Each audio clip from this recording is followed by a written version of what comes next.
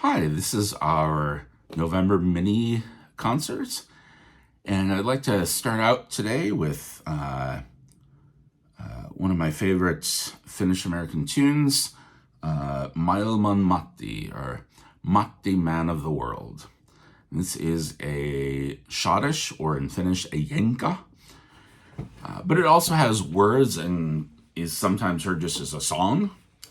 And one of the reasons that I bring that up is that as a musician, you have to change your tempo depending on the context you're playing this tune in. And this is true really for Midwestern schottishes in general. A lot of us who have been doing this for a while have had points where we've realized that how we play schottishes for ourselves or at a jam or something like that, or on a concert stage, is significantly faster than it should be for dancers.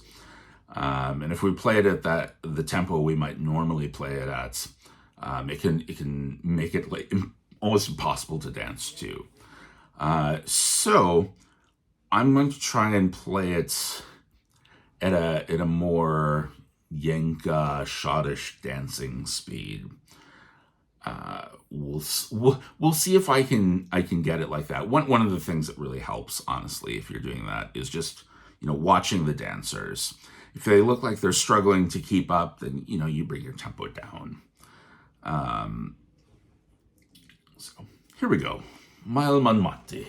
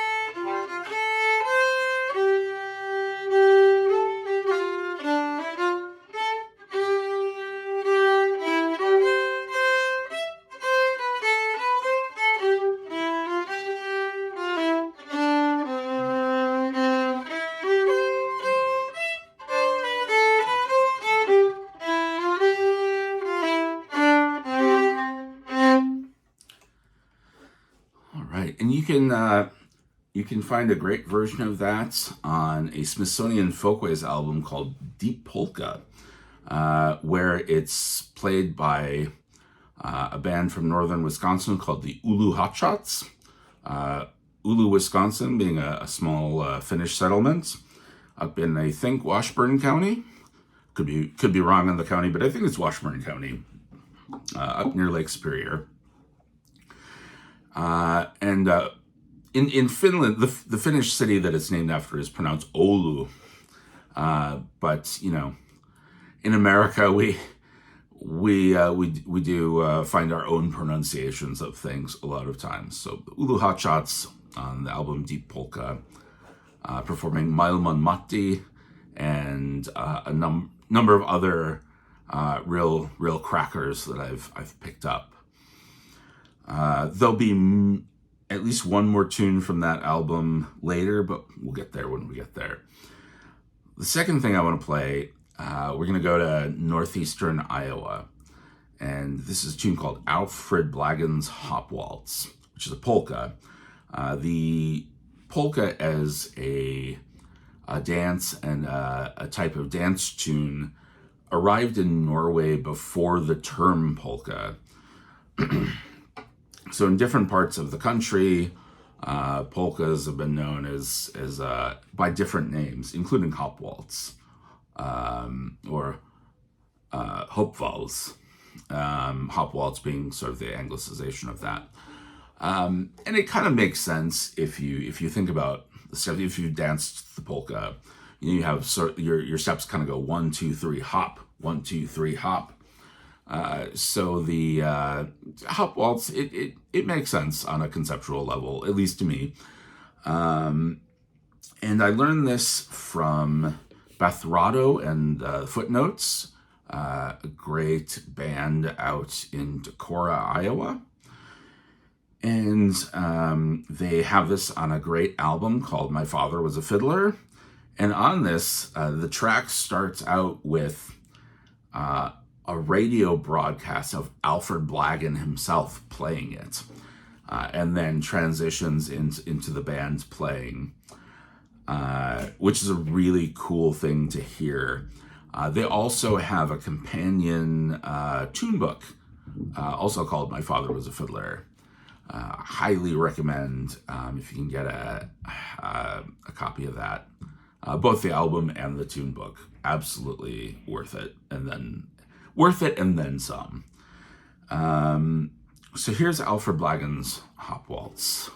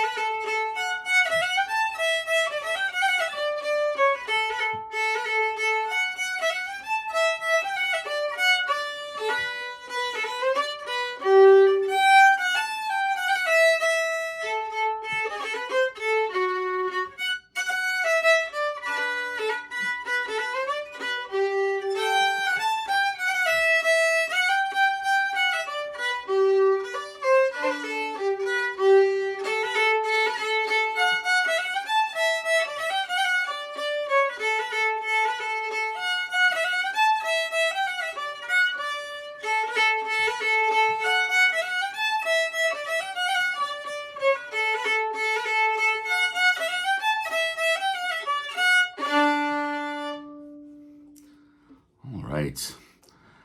There's Alfred Blagen's Hop Waltz. Some people will come back around to the A at the end and end at the end of the A part. I did not do that just now. You can do it or not do it as you like. The next thing I want to play for you is well known in the upper Midwest. It's I believe originally a Swedish tune. In Swedish it's called Kväsarvalsen, which I think means like the swaggering waltz. And this was played by Otto Rindlisbacher and the Wisconsin Lumberjacks. It's a band. And at the National Folklife Festival, and in Jim Leary's book / recording compendium, Folk Songs of Another America, you can hear two different versions of it, one with the whole band playing, and another with this being performed by blowing on a thin piece of birch bark. You kind of like, when you're a kid, sometimes you take blade of grass, put it between your thumbs, and you get kind of almost the sound. It's the same principle basically as like the reed on a clarinet or a saxophone or oboe, bagpipes. It's that kind of thing, making sound with a vibrating membrane that you blow over. So there's two versions there, but how most people know it is as the song "No Norwegians in Dickeyville," and this was performed by the Goose Island Ramblers from the Madison, Wisconsin area. I'm going to read a little bit about it from Jim Leary's great book, Polkabilly, on the band. I also have my set list written on an envelope in there as a bookmark because I'm classy. But here's a bit about what Jim Leary writes and what with the recollections of the band. And Wendy Whitford got this from Clarence Ryerson from, I think, around Milton, Wisconsin, which is south of Madison. Clarence Ryerson taught Wendy a bunch of Norwegian American tunes. Wendy was not Norwegian himself, but picked up a ton of these and ended up being like a major player of Norwegian American old time music in the upper Midwest. So starts off, several tunes came from Clarence Ryerson, including one Wendy had called the Dickeyville Waltz. Dickeyville's in southwestern Wisconsin, in the Driftless area. So several tunes came from Clarence Ryerson, including one Wendy had called the Dickeyville Waltz since the mid-1940s. When I played on WIBA in 44 and 45, then I had to write down every tune that we had played and put it, if it was BMI or ASCAP, or if it was public domain. So I had to have a name for all of these old Norwegian waltzes that Ryerson played, and the old-time fiddlers played, but nobody ever knew what to call them. So I called this one the Dickeyville Waltz. Bruce Bollerud, another member of the band, whose Hollandale home was not far from Dickeyville, immediately recognized the waltz's pedigree while pointing out the contradictions of Whitford's improvised title. I said, "Wendy, that's some kind of Norwegian waltz," I said. "How can it be the Dickeyville Waltz? There's no Norwegians in Dickeyville." Because I assumed that there weren't any down there. It's a lead mining area, and the people down there are Cornish and Welsh and so forth. So we kind of laughed about it and just started joking around about the thing. Eventually, the two cobbled comic dialect song, No Norwegians in Dickeyville, complete with esoteric references to Dickeyville's lack of rullepølse, a rolled meat Norwegian delicacy, and its citizens' unfamiliarity with Finnskogen, the Finnish woods of the Norwegian-Swedish borderland, celebrated in the tune Livet I Finnskogen, Life in the Finnish Woods. One verse referred subtly to a pair of Scandinavian dialect songs, My Name is Jon Jonsen and Ole Olsen, the Hobo from Norway, while further evoking the transatlantic Norske favorite Paul på Haugen, or Paul on the Hill. There's a bit more that goes on, but let me play it for you. And what I'm going to do is to try and combine the two versions. So Kvestor Olsen has two parts. When the Goose Island Ramblers turned it into a song, they just used the melody from the A part. So what I'm going to do is I'm going to play that along with an instrumental B part from the original tune. So here we go. Kveservalsen, or No Norwegians in Dickeyville.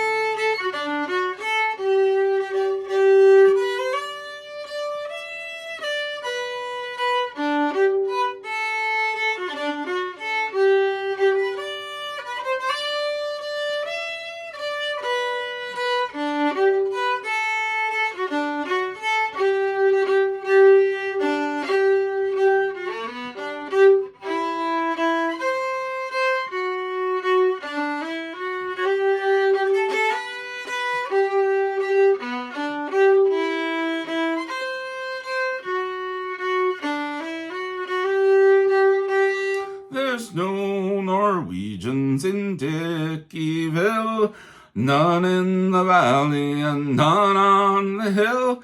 There never was and there never will be no Norwegians in Dickeyville.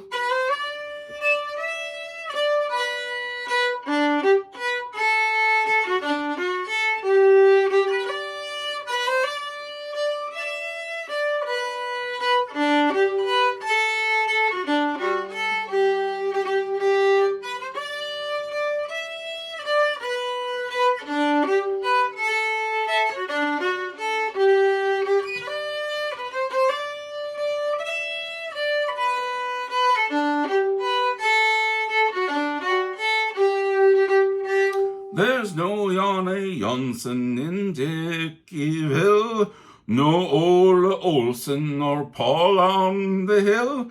There's no Peter Svensson living down by the mill, 'cause there's no Norwegians in Dickeyville. There's no Norwegians in Dickeyville, none in the valley and none on the hill. There never was and there never will be no Norwegians in Dickeyville.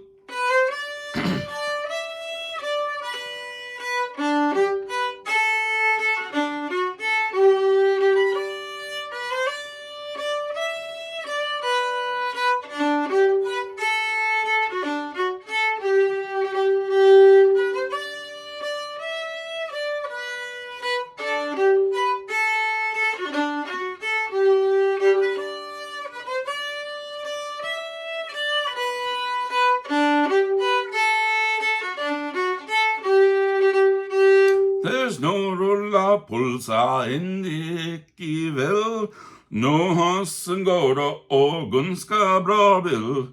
There's no Leffer Finnskogen down on the hill, 'cause there's no Norwegians in Dickeyville. There's no Norwegians in Dickeyville, none in the valley and none on the hill. There never was and there never will be no Norwegians in Dickeyville.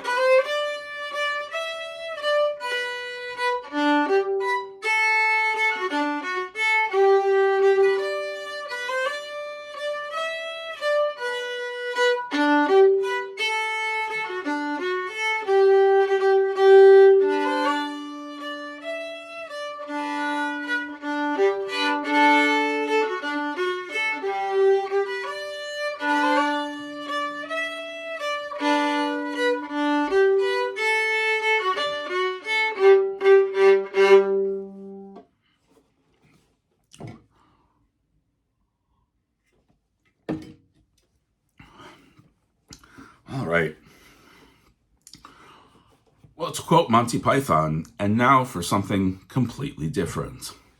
The next tune I want to play is actually not from the Midwest. It's from the Shetland Islands. The Shetlands are located about halfway between Scotland and Norway. They were part of the Kingdom of Norway for several centuries, and they were transferred to Scotland as part of a dowry for a Norwegian princess who was going to marry the Scottish king. I think it was supposed to be a temporary thing, like sort of a down payment or collateral until the cash dowry could be delivered. But I don't think that they ever actually delivered all of the cash dowry. So Scotland just ended up keeping the Shetlands. And Shetland fiddling, the fiddle's huge in Shetland, is this really cool mixture of like Scottish and Norwegian influences.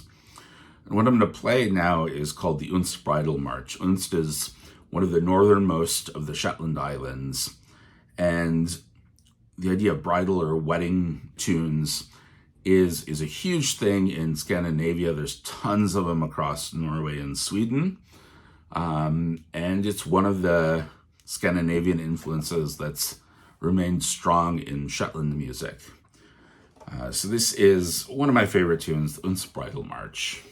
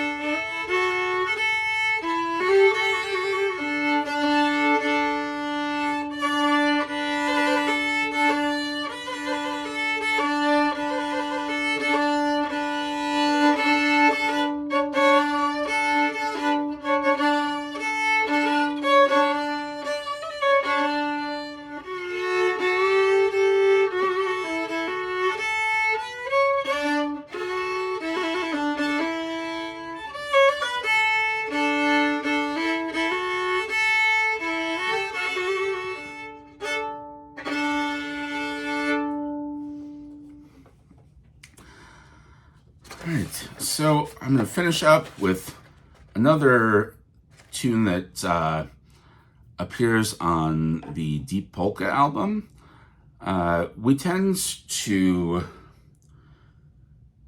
at least those of us who are playing the fiddle and certain other instruments, we tend to think of upper Midwestern old time music as being very Scandinavian because of the heavy Scandinavian influence on fiddling in the region specifically, especially influenced by Norwegian Americans. However, our music is multi-ethnic. There's stuff from all over.